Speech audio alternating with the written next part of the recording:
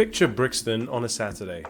A relentless, beautiful symphony of blaring sirens, shouting vendors, clanking bicycles, and the raw electric energy of London.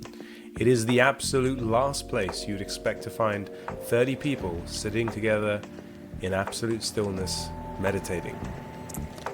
Yet last weekend, for 3 hours, that is exactly what me and my spiritual friends did. Our aim was simple but radical: to prove that inner calm and loving kindness could be cultivated, not just in the silence of a retreat or in our Buddhist center, but in the very heart of the chaos.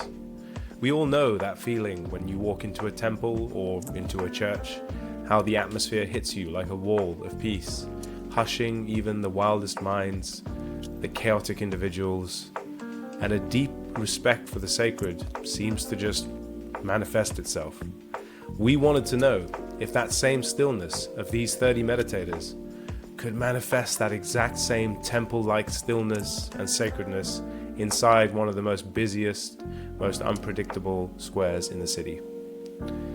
Would we be harassed? Would the noise overwhelm us? Could we hold our center under the weight of public exposure? What actually happened on this day surprised me to my core. It actually shifted my perspective on humanity and the community around me. And in organizing this event, I learned 3 incredibly hopeful truths about the world and the people that I share London with. Before I share with you these realizations, I want to extend an invitation. This experience has sparked a fire among people in our community to up the ante and bring more things like this to the streets of London, to bring more stillness to even more unexpected places. And if you believe in the power of this kind of quiet rebellion, whatever your flavor of contemplative practice, please subscribe to this channel and like this video. And by joining us, you help this ripple of peace reach further. Now, let me tell you what happened when the noise of Brixton met the silence. So I have a confession. I was initially terrified of my own neighbors. I soon discovered this lack of trust was totally unfounded. A realization now that has liberated me and lifted a great kind of societal weight off my shoulders. Ideally, we all want to live, I imagine you want to live, in a high trust society where interactions with your neighbors and with strangers are generally frictionless and everyone seems essentially on the same team. But we're actually being conditioned day to day for precisely the opposite. We're conditioned to thinking that our environment is low trust. The media and our screens constantly push narratives of difference and conflict, treating our attention as a commodity to the modern digital advertiser. We are fed the narrative that the world is a hostile place, and I had failed to see how much I had internalized that. Maybe you see unsavory characters loitering in a square. You form opinion about them. Maybe the news shows you a tragedy 1,000 miles away, a neighborhood that looks like yours. Maybe political rhetoric on both the right and the left frightens you about one group or another. It's done all the time. As a result, your baseline fear rises. The mistrust of others rides around in your head, conditioning your reactions. The same thing happens to me.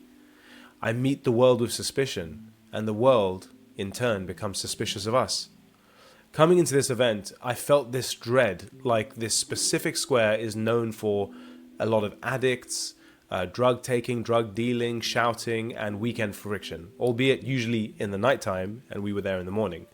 Nevertheless, I still expected somehow that there would be some sort of harassment, that it would not go well.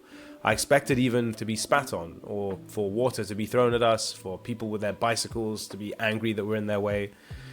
And it's actually a heavy, painful thing to harbor that kind of fear towards your fellow community member, the fellow human beings around you. The only way to actually test whether you do live in a low trust society and to break this illusion is to intentionally step into it and let down your guard in public and see what strangers actually do.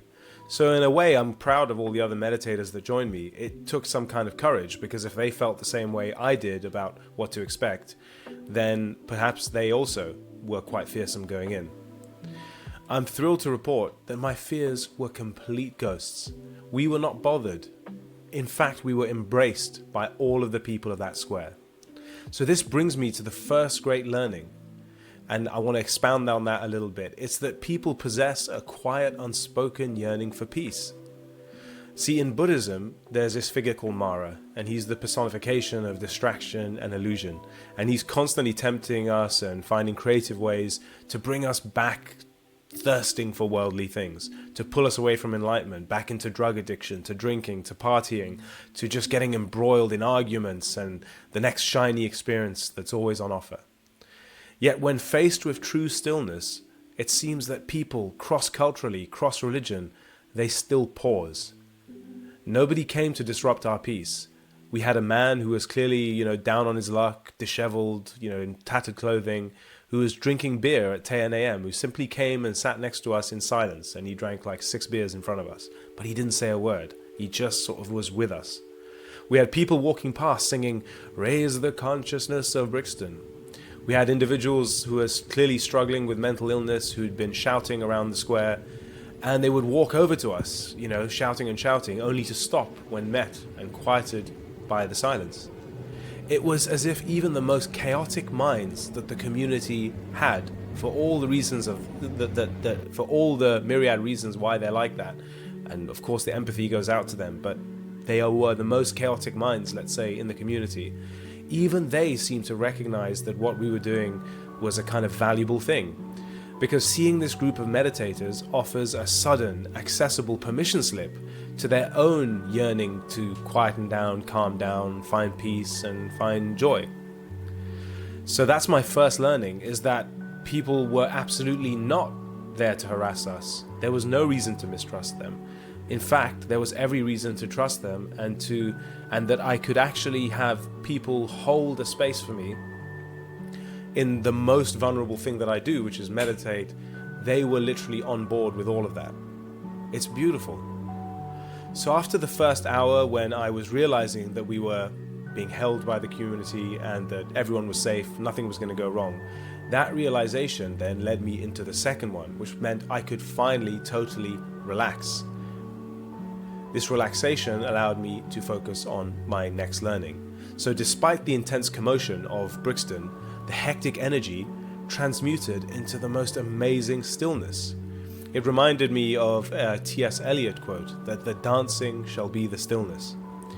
The wind, the sun, the car alarms, the sirens, the laughter, the anger, the shouting, the drinking, the children, and the kaleidoscope of colors behind my closed eyes of black and red and yellow, it all dissolved into a vast space, into a big blob, and I was just part of it. I felt I could effortlessly dissolve into this blob.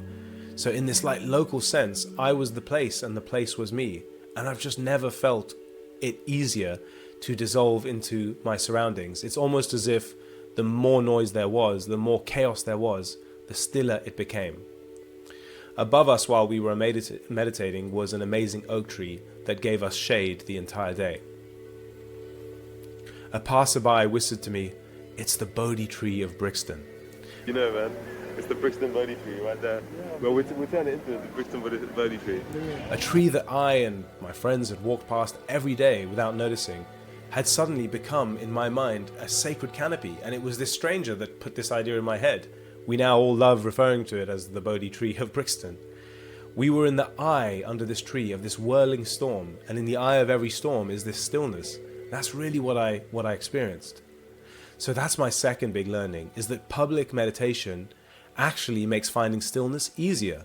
The last thing that I want to say is that it's more of an assumption from my end, or a theory, just in the way that I saw people's faces. Because I was organizing, I had to take pictures and make sure everything was organized. So I had a long chance to see people looking at the event. And many of my friends were meditating for 3 hours straight. And thousands of people would have passed us. I estimate probably about 5,000 people in that single day. And I think that this kind of piece, based on the effect it had on the immediate people in the square, was so amazing. I think that on a lesser note, it affected each of the people that looked over that day. Our hope is that those who walked by, even if just a fraction of them, say 1%, take this as a sign to finally begin their own awakening journey, to go for the therapy that they have been meaning to do, or start the meditation classes that they've been putting off. sometimes seeing someone actively practicing peace in a gritty day-to-day environment can be that final sort of marketing push to give someone the license that it's actually okay, it's not weird to do these things, that these things are available. It's like when you see an advert online for a product and then maybe you get an email about it, but when you see someone in person using it, you're like, okay, maybe it's not weird to have that thing or to do that thing.